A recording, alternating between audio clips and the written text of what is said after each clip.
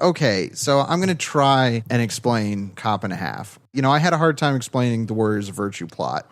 Cop and a Half's a little bit easier, but it makes a little bit less sense than Warriors of Virtue. I know. Because the conceit of the film is really, really, really dumb. The whole idea is that there's this kid, Devin. He wants to be a cop. He loves cops. And he ends up witnessing a mob murder. And he has information that the police want about the murder, but he won't give it to them unless they let him be a cop. So for some reason, they play along with this instead of just taking the fucking notebook that he has the license plate written. Yeah. I was like, all of the information you need is in this kid's notebook. Just take the kid's notebook, movie over. Yeah. But so they let this kid pretend to be a cop, and of course he gets partnered with the grouchy, grumbly, kind of washed up detective. Nick McKenna. Played by Burt Reynolds. Drunk Burt Reynolds. That's the basic plot. And it's just a setup to have a kid go around and pretend to be a cop. Yeah. That's what they have to do. So, like, that's what most of the movie is. And most of it is just jerk off nonsense. Like, oh, let's run down this guy who thinks is a purse snatcher, but he's not a purse snatcher. Even though it's a totally honest mistake because the guy is acting like a fucking purse snatcher. Oh, I know. He's like running, running people over and shit. They fucking parody Spartacus, which was like the worst part of the movie for me. Like, I'm Devin Butler. Devin Butler. Not because I'm like, oh my God, you're parodying a great movie. It's like, no, it's because, first of all, these kids don't know what the fuck they're doing. Yeah, exactly. Like, no kid watching this is going to be like, oh, Spartacus nod, very good. They're just going to be like, what the fuck? I understand it's probably one of those like, oh, it's for the parents. But the parents are just going to be like, oh yeah, Spartacus. My big note and my big takeaway from Cop and a Half is that it's ostensibly a buddy comedy. Okay, fine. The problem is when you make a buddy cop movie where one of the cops is an 8-year-old kid, the inherent homoeroticism of a buddy cop story turns this into a really fucking bad choice. Yeah. Basically, the ending of this movie is Burt Reynolds showing up in a leather biker suit to save his partner.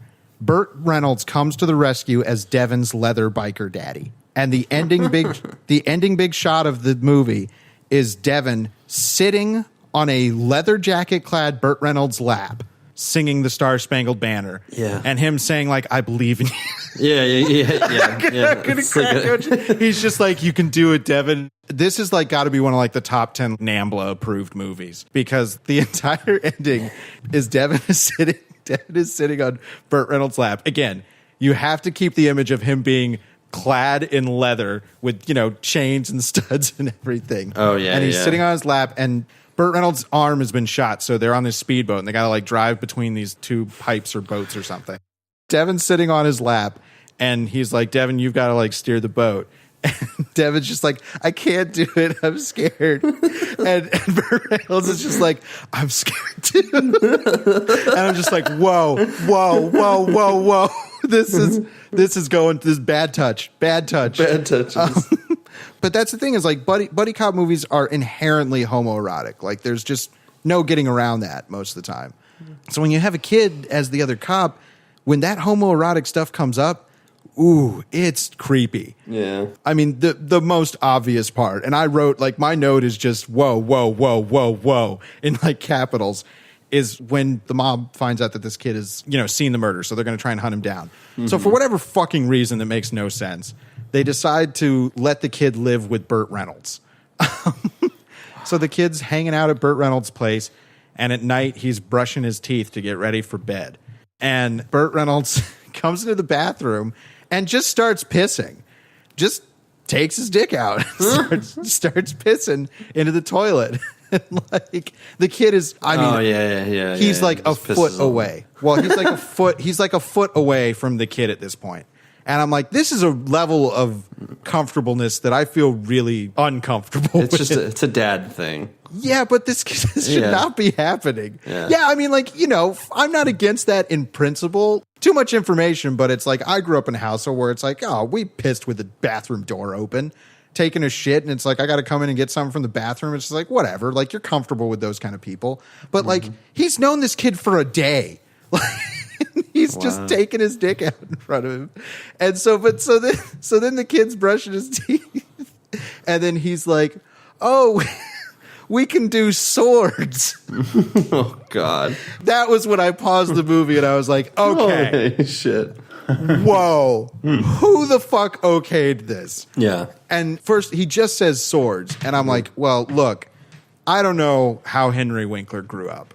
But if you're talking about swords, like in connection with penises, I'm talking sword fighting. Yeah. And that sounds exactly what it sounds like. Yeah. And I'm like, whoa. And then I'm like, oh, I see what he's saying. They're both pissing at the same time. And like, it sounds terrible. Like crossing the streams or something. Yeah, exactly. That's the Ghostbusters way of putting it. Yeah. And so somehow accidentally, I didn't exactly figure out who pissed on who. The kid pissed on Burt. The kid pissed on Burt. Okay. Yeah. I couldn't, because, you can't see anything, because there's no way you're allowed to see anything in that scene. Yeah, no. And somehow somebody was getting pissed on, and the kid just was like, uh-oh.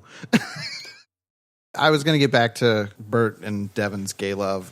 Because there's a shot in the movie that really disturbed me, and it's when the first night that Devin's there at Burt's, and it's like the first time he comes into the apartment.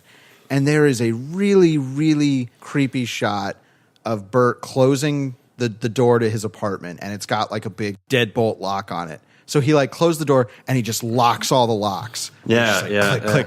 And the camera is like at a really low angle, like supposed to kind of be like from Devin's POV. Yeah, and he locks all the locks, turns and looks directly into the camera. Yeah, it's so creepy. And it's like oh, rapey. In any other movie, this is a rape scene. Well, there's almost like a romantic moment for them when Burt Reynolds does his only action stunt, which is sliding down hilariously.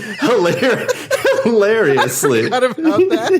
It's so that was so good. So stupid and useless. Well, first thing, why is he there? Oh yeah, he's just like, well, I didn't. Creeping. He's just creepy. He dumps the kid on a family man.